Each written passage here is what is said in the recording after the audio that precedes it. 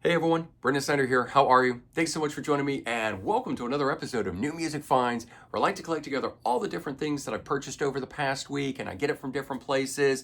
Amazon, eBay. Normally I tell you I get it from my local record store, but if you've watched some of my recent videos, then you know that I've been suffering from COVID and unfortunately I'm still testing positive. So I'm trying to get over it, which means I didn't get out to any local record stores, which is a big bummer in my world. I don't know about you guys, but I miss going to my local record store and being stuck inside. That sucks. But don't worry, I still got 14 things, right? So I still made out, thank goodness for shipments and other ways of getting stuff delivered to you because I still managed to have some great new music arrive, even though I've been sick this whole past week. We're going to get into it here in just a bit. I'll break down these 14 things and talk to you guys about them. But if you are new to my channel and you haven't already hit the subscribe button, please do. Also leave a comment, hit like, all those things do help support my channel. I'd greatly appreciate it. And if you turn on notifications, you'll never miss an episode and stay up to date on really cool things like this with New Music Finds, where I hopefully will turn you guys on to something new or at least remind you about something cool in your catalog that you want to go pull out. But as always, we like to start with new releases. And there was one that I picked up. I actually ordered a couple different ones, but I didn't get them yet, back ordered. So the one that did arrive, Robin McAuley, Spellbound, a great album from former McAuley Schenker vocalist who has had a resurgence in recent years because he began playing with Michael Schenker again and Michael Schenker Fest, but also because of Black Swan. He's been reintroduced to a lot of people that have forgotten about him, didn't remember that he was part of Grand Prix, remember that great band. But he's great and he still sounds amazing for his age. This is his fourth overall solo album, but I was reading in a lot of press statements that were calling it the third. It's the third from Frontiers, or the third in recent years, but he has an album back from around 99, 2000. This one here, fourth overall, Spellbound, 11 tracks on this thing. He works with different musicians all the time, and so not one of the albums sounds the same. And I guess that's good. I really would rather it all just sound like the stuff that we know and we love from him. This one here, one of the better ones, I think I really enjoyed. I think if I remember correctly, it was the first one I didn't care for. The second one I've absolutely fell in love with. And then this one's kind of maybe somewhere in the middle of it. But I really like the stuff that he does with Black Swan. And so loving his voice as much as I do from back in the day with McAuley Schenker, which was one of my favorite groups back then growing up, the self-titled release that has the song Eve on it. I could play that album nonstop. I just love that thing. It's great having his voice back to be able to hear more of it. And that's what this is here. But I think this is a different lineup of people and stuff than did the last two albums, and they're going in a different direction with it. All good stuff, though. Definitely check it out, though. That's what solo albums are for. Robin McAuley can go off and do what he wants to do, but what's the cool thing is, it's not just a bunch of songs written for him. He's co-writing on these songs here. It is his album. So it is Robin McAuley. It's, again, not just one of those ones that was made for him. And this is a cool one here. This one came out the week before, but as I mentioned at that time, couldn't purchase it from like Amazon, so I went to his website, ordered it there. Jason Bieler and the Baron von Belsky Orchestra, The Escapologist. I just call it Jason Bieler, but technically it's under the Baron von Belsky Orchestra. I mean, the name takes up the whole thing. But this one here is the third album that he has done under that banner, but he has other solo albums before that. However, they were only digitally released. So of physical solo albums from Jason Bieler that you can buy, this is only actually the third one that's out there in the world. And if you you don't recognize his name, you don't know who I'm talking about, like, why'd you buy something by a guy named Jason Bieler? Well, he was the guitar player and eventual frontman for Saigon Kick. And so if you remember Saigon Kick and you like their sound, the musical stylings, all that, I actually think this one here, The Escapologist, is probably the closest sounding to Saigon Kick material of the 3 that he's released so far. Right off the bat on this thing here, Industrious and then Savior, those 2 songs alone, I think could have easily appeared on a Saigon Kick album. And I still am not sure why he doesn't record under that name. He was the mastermind behind it. I realize Matt Kramer, the original vocalist, isn't there anymore. The first 2 albums were with Matt Kramer. The last 3 albums were sung by Jason Bieler. Again, he was the mastermind creator behind everything. So to me, they just closed ranks. Didn't really matter to me. Those albums still sounded great, even though Matt Kramer wasn't singing on them. I like this. I got to give this one extra props, though, and say, you know, I wasn't immediately thinking I was going to run out and buy this here, but I listened to it. I liked it. When I got it on CD, I liked it even more. Maybe it's the COVID haze or whatever, I don't know, but when I got it in the mail and I popped it on, and I was just doing a lot of laying around trying to recuperate, and it just clicked with me. I must have listened to it 3 times in a row. So if Saigon Kick was your thing back in the day, check that one out. All right, let's move on and talk about some of the other stuff that I picked up. And when you're laying there in bed and you're not feeling so well and you're scrolling through on Amazon or whatever, sometimes you just randomly decide to buy something and check it out. And I did it with this. Pat Travers Live and Loaded from '84. And I don't know what it was initially. It was just, I like certain amounts of Pat Travers. I like his more hard rock. I definitely like his more 80s style sounding stuff than the blues rock stuff that he would get into at different times. And this one here caught my eye, and I think it was like $9.99 too. It was, cheap. It was on sale. And I'm not a live album person, but I did stream a few of the tracks and they sounded amazing. So however this was recorded live at the time, it is amazingly recorded. It's got everything I like about live albums. The production sounds good. The band is tight. You don't hear a lot of audience noise, but when the audience is there, it's the, in the background sort of stuff. You're not hearing one individual Yahoo screaming out, "Play Freebird," that kind of stuff. So this album here was really, really, turned out to be really, really good. It came out in 2023. And as far as I know, never released before. It's not like it's a reissue or something. But it was even more interesting when I opened it up and I saw that the guitar player, Jerry Riggs. So that really excited me because, I'll show you in a minute why. But I saw that and I immediately was like, oh, wait a minute. If you remember, we were talking about, or I did a video, I had a Grant on my channel, and he's, or I was doing one with Pete Pardo, I think, and Grant from Rock Warehouse talked about the one and only album from the band Riggs, which features Jerry Riggs. Well, Jesus, I'm talking about this so much. I'm just going to hold it up. So I ended up going out and buying it on CD. The funny thing is, I actually thought I owned this, and I went looking for it, and I realized I didn't own it. I had thought I owned it, but was, misremembering it with a different one. And I realized why. I have eyed this one so many times over, but the album cover alone turned me off. All right, so the album cover turns me off, probably turned a lot of other people off, but Jerry Riggs, frontman, guitar player for this group, and the band, if you don't know, Riggs had 2 songs on the heavy metal soundtrack from 1981, maybe? I don't know. I can't remember. I think this is 81. So 80, 81, whenever that movie was. And then the album, I think, follows it up.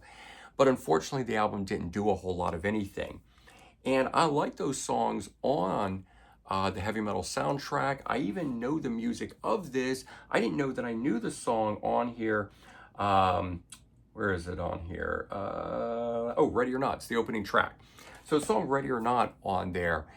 And it was one of those weird things where this was playing and they do a live version of it on here. And I said, wait a minute, why are they playing that song? That's when I looked and I saw closer, Jerry Riggs plays. And I say, wait a minute, Jerry Riggs. Found out that was the band Riggs, and I just love how all that stuff ties together. And I love that this stuff was available on Amazon, and I could go order this stuff, and I've got Prime, and it will come in 2 days. But with that, and finding out that I loved this so much, and from 1984, what was the era, what was the album they were touring behind? And it was this one, Hot Shot. So this here, I have let's see, I think it's a 3-disc set. In fact, I'm actually sitting fairly close to it. If I can grab it while we're talking here, because I'm just looking off to the side. I have this, which has all of these albums on here. So it's, let's see, 1, 2, 3, 4, 5, 6, 7, 8. 8 albums. Oh, so 4 discs, that's what this is. 4 discs are in here, 2 albums per disc, but they're not standalone. And I really like the whole standalone thing. And so when I found out that Lemon Records had reissued this album, even though it's on this collection that I own, I wanted to get a copy of it. Now that I know that I love it so much from this, so the sounds of stuff that's on here and the fact that Jerry Riggs plays on this, I realized, oh, he was part of the group for this album. So that was just an even better thing.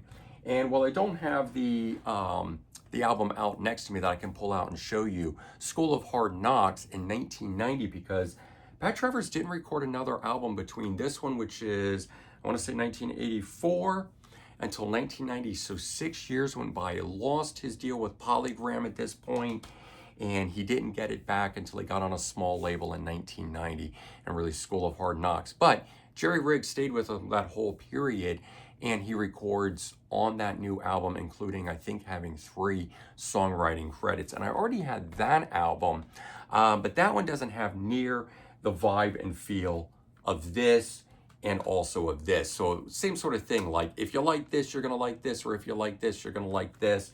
But all highly recommended stuff. So I was kind of having a very cool Riggs, Pat Travers go at things, and I pulled out all my Pat Travers, including this stuff here, and was having a good listen. That was one of the kicks that I was on this past week. And an artist that I'd actually ordered a bit earlier, but arrived while I was during this past week, so I'm going to show it to you now, but it was actually something I was listening to before that, was the band Humble Pie. And I've had this one here, and it was a reissue that had really poor album art and just not good packaging, nothing about it. And I always wanted the original. And, you know, this original album art on the Atco Records label had always been expensive and hard to come by, but I managed to actually find both of these for about 20 bucks a pop, and they were both sealed, so very glad to be able to get a hold of them. I don't know, they actually did not come from the same person, but I have found a number of things coming from some similar people, places that I order from, where they must just have the same kind of musical stuff that I'm into, and or people that are shopping from them aren't anything like me, and so all the stuff that I love is left over. I don't know. But I think these were the last 2 Humble Pie albums made before the reformation that they did, where they brought in Dave Bucket Colwell from Bad Company to play. Obviously Steve Marriott not there, but still on these albums here. So on to Victory and Go for the Throat. This is like, you know, 80, 81, that kind of an era time frame for both of these. But good albums. So I know they're not the classic stuff, but I like a little bit of the less bluesy stuff, and I felt like that's what these were. So I've always wanted these later day era albums, and I finally got original copies of them to put into the collection, and they arrived, so I was enjoying that. And because I had the Pat Travers stuff, it was actually a great segue to have the Humble Pie arriving at the same time I was also listening to the blues rock of Pat Travers. But as I've been for so long now on a metal kick, I've got some more of that sort of stuff that I was still picking up, so I haven't gotten off of it just yet.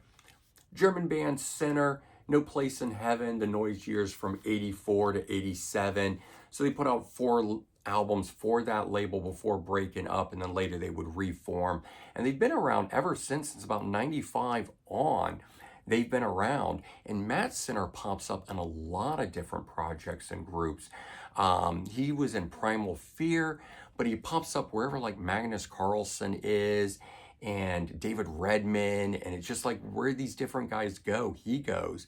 But I see him all the time. So his own band, Center, I've got some of their stuff. I've got those first 4 albums in a box set, but I like getting these compilations when I can listen to it and hear it in a slightly different way. And I have to say, wow, I had never clicked with Center before. I mean, I liked their stuff. It was okay. I'd gotten a couple of their albums, but it didn't blow me away. This here blew me away. It was just the right, sequence at the right time and the right format. I don't know what, but I've loved this. I've listened to it so much. I pulled out the box set. I've been listening to the individual albums. I've ordered some more. So next week, you're going to see some Center at that point. And I really like it. I love it when that happens. So last week I showed you guys this, the Rosy Vista mini LP. I don't know why they don't call it an EP, but call it a mini LP. You better believe it. German all-female hard rock, leaning on the edge of metal, if you will. And I mentioned that was their only release in 1985. They lasted till about 1990 and then broke up, only to reform and put this album out in 2019. So they're back together, 12 tracks on here. I believe all 5 of the songs appear on here. I do still like the sound of this a little bit better because it's classic 1980s sounding stuff, but good stuff. And I will say this, out of the new songs that are on here, they sound equally as good as that. Maybe they were songs they wrote back then that just didn't get recorded. I don't know. One of these, Born to Be Wild, obviously that's a cover song on here. The other 11 tracks, great stuff. Highly recommended if you like female-fronted hard rock stuff in the vein of Vixen, not quite as polished as that. I think you're going to like this. And this is available on eBay, easy to get a hold of. So I got that. I found one of the Music on CD reissues. I love that label. This was an IRS Records release from a band called Shock Paris. Somewhere between traditional metal and thrash metal. It's not quite riding the line of any one thing, but this album here that I think was about 1990, if you will, and I just like how they replicate all of the album art the same way as though I was buying a copy of this originally. And Music on CD does it great. So this is one I'm still kind of getting into. This was another one that I decided to just sort of take a chance on. I really like labels like Bad Reputation, Music on CD, Universal Japan, that's putting all of this classic 80s and early 90s metal back out into the world. And so even when some of it doesn't click with me immediately, and this one hadn't, which is why I didn't order it, it's a recent reissue in the later part of 2024, and I didn't pick it up at that time. I've kept an eye on it, and I decided with all the other metal stuff that I was getting, now was the time to get it, bring it into the collection, and let's enjoy it. And so I certainly was. And I showed you guys last week also a Cloven Hoof, and I added into it 2 more releases. I want to say, I think this one, Dominator, was the next album, their second, and a Sultan's Ransom. And I have the New Wave of British Heavy Metal, well, they're a New Wave of British Heavy Metal band, but their Neat Records original release.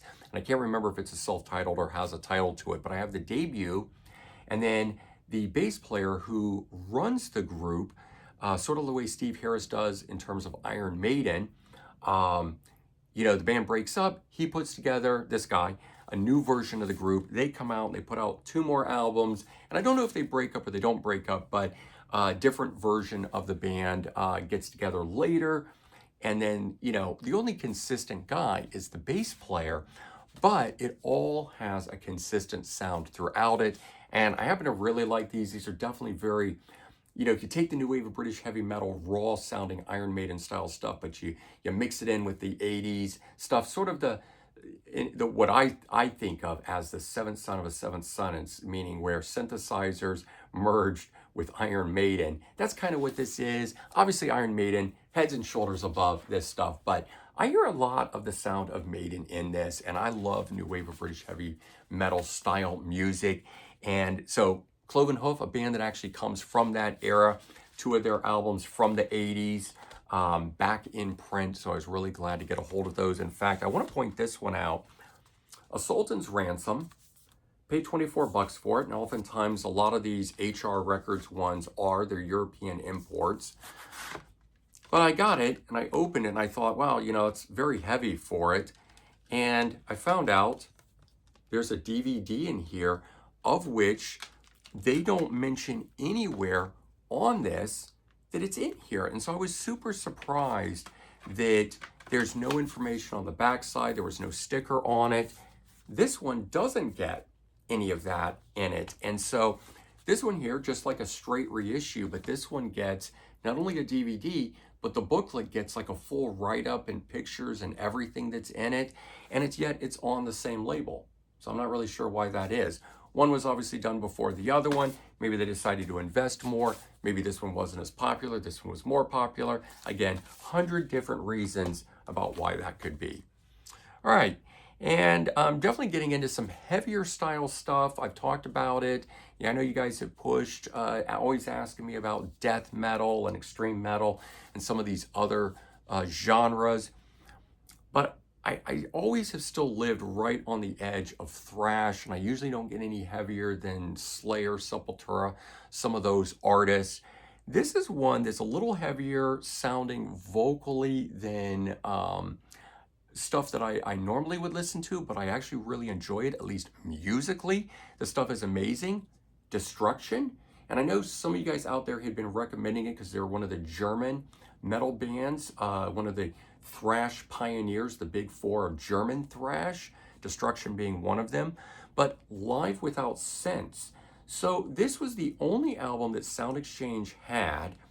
And so I took a listen to it, and I actually really enjoyed the live performance. I didn't buy it that day.